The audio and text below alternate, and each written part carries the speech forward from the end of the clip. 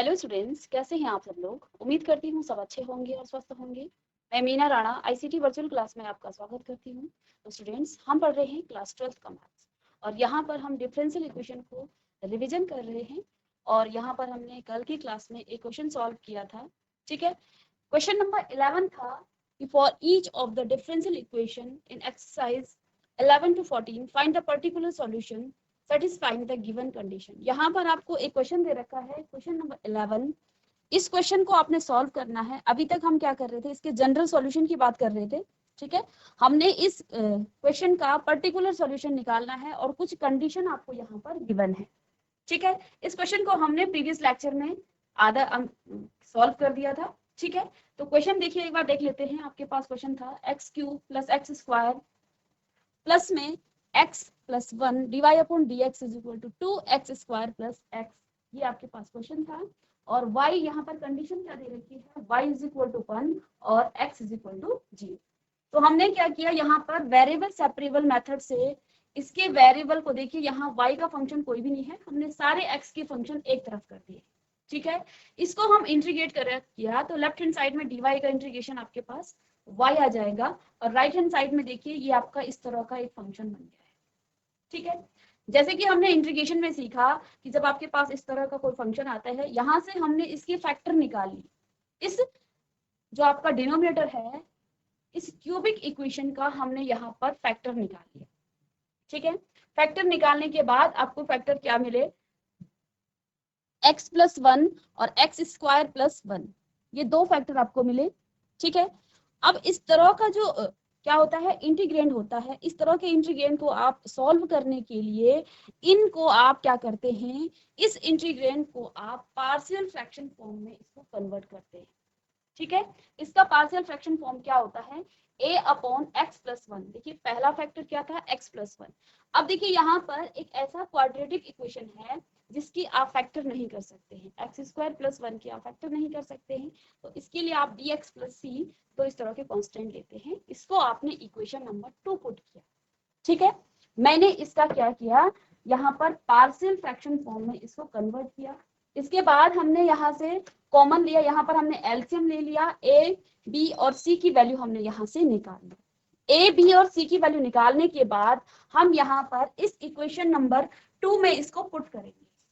ठीक है, तो यहाँ तक हमने कल की क्लास में कर दिया था। a आपको 1/2 मिला, b आपको यहाँ पर 3/2 मिला और c आपको क्या मिला, -1/2। तो तीनों की वैल्यू को आप कहां पर पुट करेंगे, इस इक्वेशन नंबर 2 में आप यहाँ पर पुट करेंगे। यहाँ से आप क्या लिख सकते हैं इसको, देखिए आपके पास लेफ्ट हैंड साइड में क्या है, 2x² प्लस में x अपॉन x + 1 और यहाँ है x² + 1। ठीक है, a की वैल्यू कितनी है, 1/2। तो यहाँ पर आप लिखेंगे 1/2, इसको आप क्या लिख सकते हैं, d 1/2 of x + 1। ठीक है, प्लस में b का मान कितना है, -1/2 x -1/2 माइनस में -1/2 x और c आपके पास क्या है, प्लस में c +3/2 अपॉन में क्या है यहाँ पर x² + 1। अब यहाँ पर देखिए हम बेसिकली इसका इंटीग्रेशन कर रहे थे, इस तरह से। तो यहाँ पर आप dx लिखेंगे और इसका भी आप इंटीग्रेशन करेंगे।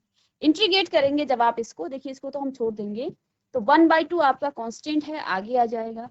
इंटीग्रेशन ऑफ 1/x + 1 और प्लस में देखिए ये माइनस साइन है, आगे मल्टीप्लाई होकर ये माइनस बना देगा इसको। तो माइनस में 1/2 ऑफ x अपॉन इंटीग्रेशन का sine x upon x² + 1 plus में 3/2 भी आपका कॉमन आ जाएगा और integration of dx upon x² + 1। ठीक है, तो ये आपका क्या है, इंटीग्रेशन आपका यहाँ पर इस तरह से आ गया है। ठीक है, और यहाँ भी आप dx लिख लेंगे। ठीक है, हमने इनको सेपरेट कर दिया है, यहाँ आप dx लिख सकते हैं, 1/2 ऑफ dx। तो इंटीग्रेट करके इसको अलग अलग आपने सेपरेट कर दिया। इसको कॉपी करेंगे, इसके बाद नेक्स्ट स्लाइड में हम इसका इंटीग्रेशन करेंगे। यहाँ पर थोड़ा सा b/2, b का मान कितना था, bx, तो इसको थोड़ा सा हम ठीक कर लेंगे। b का मान एक्चुअली यहाँ पर 3/2 था, b की वैल्यू थी 3/2।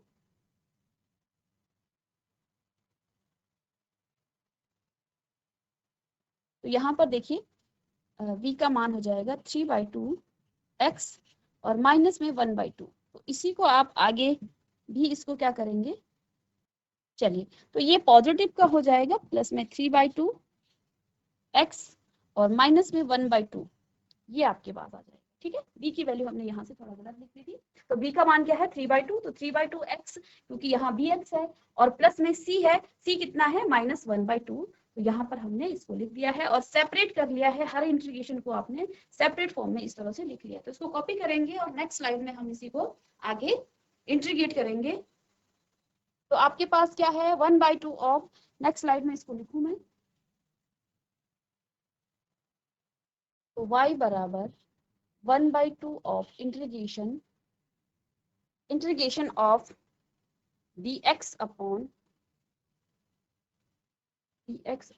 x प्लस 1, पहला ये था, प्लस में 3/2 of integration of x upon x square plus 1, ये आपके पास था dx और माइनस में 1/2 of integration of dx upon x square plus में 1 ऑफ dx।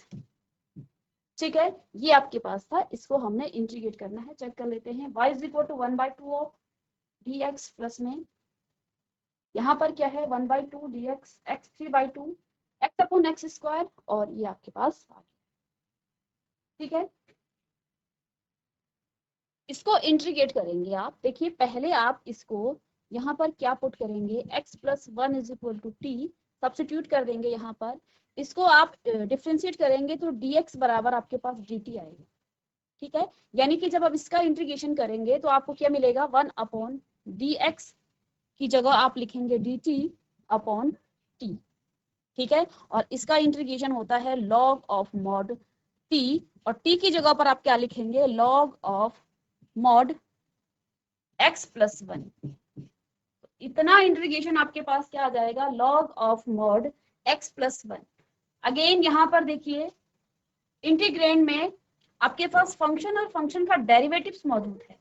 ठीक है, तो यानी कि यहाँ पर भी आप क्या करेंगे, सब्स्टिट्यूट मेथड को अप्लाई करेंगे। यदि एक्स स्क्वायर प्लस 1 को आप टी पुट करते हैं, डिफरेंशिएट करेंगे 2x dx is equal to dt, हमें चाहिए x dx, तो x dx is equal to आपके पास क्या आ जाएगा, ये आपके पास आ जाएगा 1/2 ऑफ dt, या dt अपॉन 2, इसको आप लिख सकते हैं dt अपॉन 2। तो सेकंड जो सब्स्टिट्यूशन है यहाँ पर ये आपका ये आ जाएगा, यानी जब आप इसको इंटीग्रेट करेंगे, किसको, इसको इंटीग्रेट करेंगे, तो आपको क्या मिलने वाला है, x dx की जगह आपने रखना है 1/2, आपका आगे आ जाएगा। तो यहाँ पर भी dt upon t, that means जब आप इसको इंटीग्रेट करेंगे तो यहाँ पर भी सेम मिलेगा, और t यहाँ पर क्या है x स्क्वायर प्लस 1। ठीक है, तो 1/2 ऑफ इंटीग्रेशन कर देंगे तो आपको यहाँ क्या मिलेगा, log ऑफ मॉड t, और t यहाँ पर क्या है 1/2 of log x square plus 1, ये आपके मिला। ऐसे ही इस जैसे हमने इसको किया तो ये भी आपका क्या आ जाएगा, log of mod x square plus 1। ठीक है, तो यहाँ पर इसको आप करेंगे, जहां इसका इंटीग्रेशन देखिए, ये आपका डायरेक्ट फॉर्मूला भी होता है, यहाँ आपका डेरिवेटिव नहीं है मौजूद। इसका जब आप इंटीग्रेशन निकालेंगे तो ये आपको पता है ये किसका इंटीग्रेशन है, ये आपका tan inverse 1/2 of tan inverse x plus c, ये आपका आ जाएगा। ठीक है, इसको मैं आप रफ कर दूं, चलिए यहाँ से आप क्या लिख सकते हैं, y is equal to 1/2 of log of mod x plus 1 plus में 3/4, इसकी मल्टीप्लाई करेंगे 3/4 of log x square plus 1 minus में 1/2 of tan inverse x plus C, ये आपके पास है। ठीक है, इसको आप थोड़ा सा और आगे सॉल्व कर सकते हैं।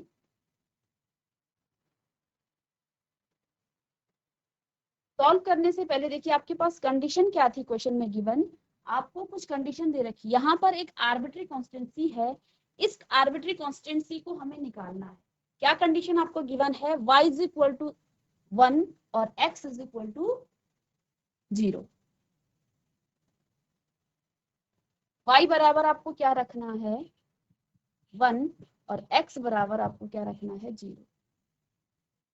ठीक है, जब y का मान आप 1 रखेंगे तो यहाँ पर आपको क्या मिलेगा, देखिए 1/2 of log of 0 plus 1 plus में 3/2 4 log ऑफ 0 प्लस 1 और माइनस में 1/2 ऑफ tan इनवर्स 0 प्लस सी। तो यहाँ से आपका क्या आ जाएगा log 1 और tan इनवर्स 0, ये सब आपके 0 होंगे, यहाँ से c बराबर आपका 1 आ जाएगा।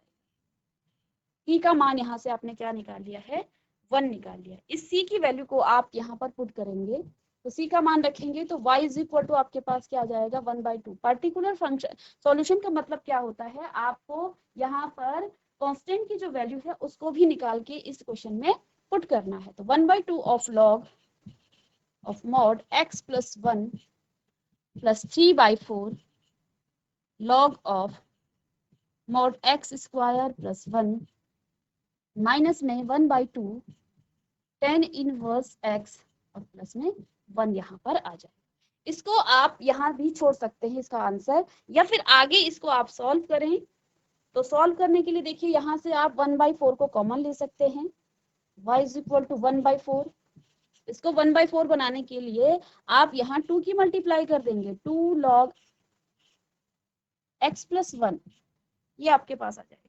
ठीक है, मॉड हटा भी सकते हैं यहाँ से, ठीक है, और प्लस में या मॉड में यहाँ से हटा दूं तो ये ब्रैकेट्स में आ जाएगा आपका। ठीक है, तो x प्लस 1, ठीक है, प्लस में इसको देखिए 1/4 हमने कॉमन ले लिया है सबसे, तो ये 3 log x square plus 1 minus में 1/2 of tan inverse x plus 1, ये आपके पास आ गया। ठीक है, यहाँ 3 था। अब आप जानते हैं फॉर्मूला आपको पता है log m n log m, log m की पावर n आप क्या लिख सकते हैं n log m, यानी अगर आगे आपके कोई नंबर लिखा है इसको आप पावर में ले जा सकते हैं, यानी जो ये पावर है इसका आप स्क्वायर कर देंगे यहाँ से। ठीक है, तो ये आपका आ जाएगा 1/4 और log ऑफ x प्लस 1 का होल स्क्वायर प्लस में log of x square plus 1 का क्यूब माइनस में 1/2 of tan inverse x plus 1। ठीक है, इसको थोड़ा सा और सिंप्लीफाई कर सकते हैं आप। ठीक है, और हमने क्या पढ़ा था कि log m plus log n, देखिए इसके साथ भी log है और इसके साथ भी log है, log m plus log n क्या होता है log m into log n होता है। ठीक है, तो आगे आप इसको क्या लिख सकते हैं 1/4 ऑफ log m आपके पास क्या है x प्लस 1 का होल स्क्वायर इंटू में x स्क्वायर प्लस 1 का होल क्यूब, और आगे आपके पास क्या है 1/2 of tan inverse x plus 1। तो ये इसका आंसर हो जाएगा। आप चाहें तो इस आंसर को यहाँ पर भी छोड़ सकते थे, ठीक है, प्लस में 1 है यहाँ। ठीक है, इस आंसर को यहाँ पर भी छोड़ सकते हैं, हमने इसको थोड़ा सा आगे सिंप्लीफाई कर दिया है। तो देखिए ये क्वेश्चन आपका इस तरह से सॉल्व हो, काफी लेंथी क्वेश्चन रहा ये आपका। ठीक है, इसी प्रकार से जैसे हमने ये क्वेश्चन सॉल्व किया है इसी तरह से आपका नेक्स्ट क्वेश्चन भी है। ठीक है, अब एक और क्वेश्चन हम यहाँ पर सॉल्व करेंगे, question number 13। Question number 13, question number 13 क्या है? cos dy upon dx is equal to a। ठीक है, इस डिफरेंशियल इक्वेशन का हमें क्या निकालना है? Find the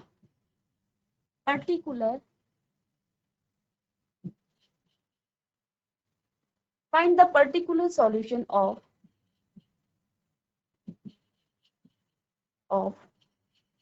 differential equation. इस डिफरेंशियल इक्वेशन का हमें पर्टिकुलर सॉल्यूशन निकालना है, तो इसको सॉल्व करेंगे आप।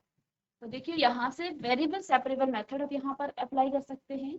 ठीक है, तो cos यहाँ पर क्या है? cos dy upon dx is equal to a।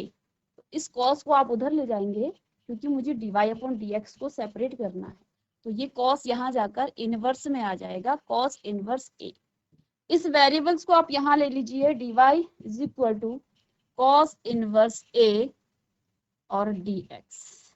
तो इसको आप क्या करेंगे? इंटीग्रेट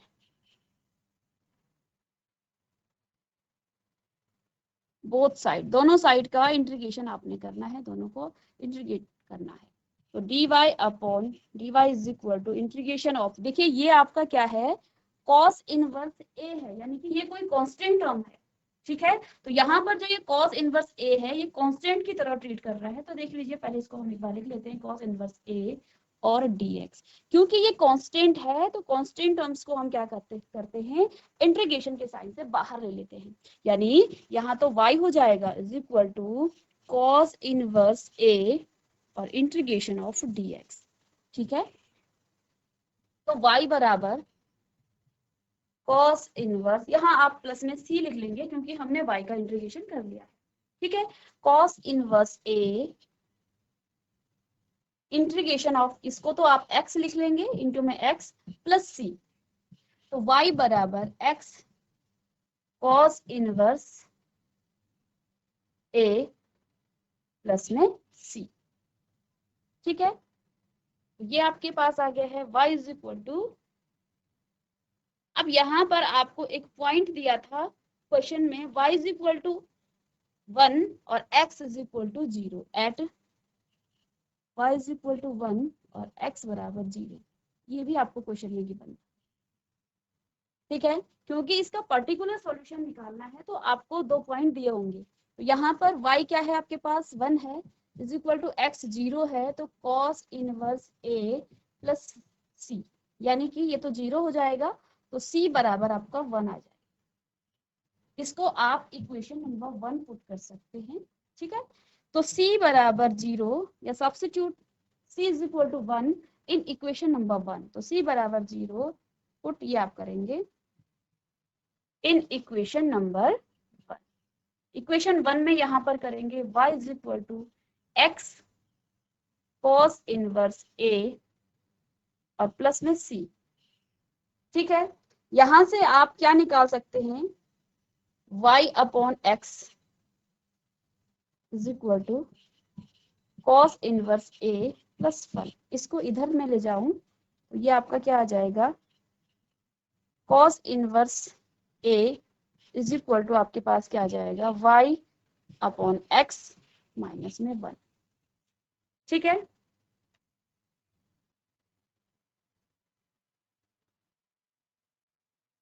या इसको सब्स्टिट्यूट करने से पहले आप यहाँ 1 को ट्रांसपोज कीजिए। ठीक है, तो y माइनस, इसको इधर ले जाएंगे, 1 is equal to x cos inverse a और x को भी इधर लाएंगे, तो y minus 1 upon x is equal to cos inverse a। ठीक है, यहां से आप cos a की वैल्यू निकाल लेंगे। ठीक है, तो a बराबर आपका क्या आ जाएगा? a इज इक्वल टू, ये cos इनवर्स आपका इधर आ जाएगा, या फिर इसको इधर भी लिख सकते हैं आप,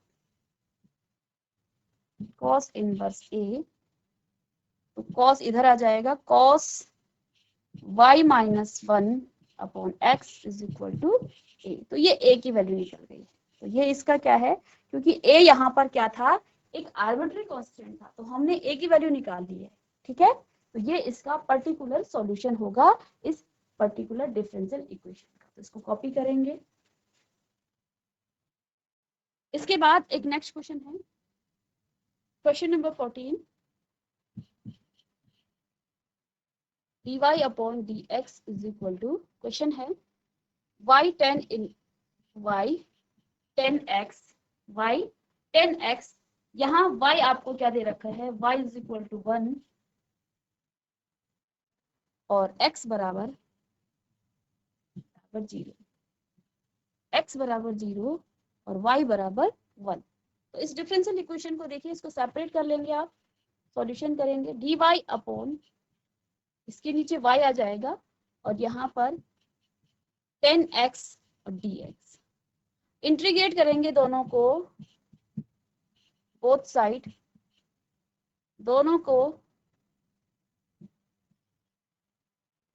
integration of dy upon y is equal to 10x और dx, ठीक है। तो यहाँ पर तो आपका क्या आ जाएगा, log ऑफ y, इसका इंटीग्रेशन, और यहाँ देखिए 10x का, इसका आप लिखेंगे log ऑफ sec x, ठीक है, log ऑफ sec x, ठीक है। इसको आप 1 अपॉन sec x लिख सकते हैं, log of sec x plus में, क्योंकि सारा जो आपका फंक्शन है वो log में ही है, तो जो कांस्टेंट आप लेंगे वो भी आप इस log के फॉर्म में ही लेंगे, log ऑफ c, ठीक है। अब यहाँ पर आप जानते हैं log m प्लस n क्या होता है, log m into n, that means log of y is equal to आपके पास क्या आ जाएगा, c log of c log c sec x, ठीक है। इस log से ये log कटा, तो y is equal to c sec x, ठीक है। अब आपको यहाँ पर क्या गिवन था, आपको y बराबर 1 रखना है, y इज इक्वल टू 1 रखना है और x बराबर आपको 0 रखना है, ठीक है। तो यहाँ पर 1 is equal to c sec 0 और ये आपका क्या आ जाएगा, c मल्टीप्लाई बाई ये आपका 1 आ जाएगा, तो c इज इक्वल टू आपका 1 आ गया, ठीक है। c का मान 1, इसको आप इक्वेशन 1 पुट कर सकते हैं, तो पुट c बराबर 1 in equation number 1, equation number 1 में आपको c की जगह पर, यहाँ पर क्या था आपका c है, c की जगह पे 1 रखना है, तो 1 रखेंगे तो y इज इक्वल टू आपके पास sec x आ जाएगा, y is equal to sec x। इसको भी आप कॉपी कर लेंगे और इस तरह से हम पर्टिकुलर सॉल्यूशन के लगभग सारे क्वेश्चन हम सॉल्व कर लिए हैं। और नेक्स्ट लेक्चर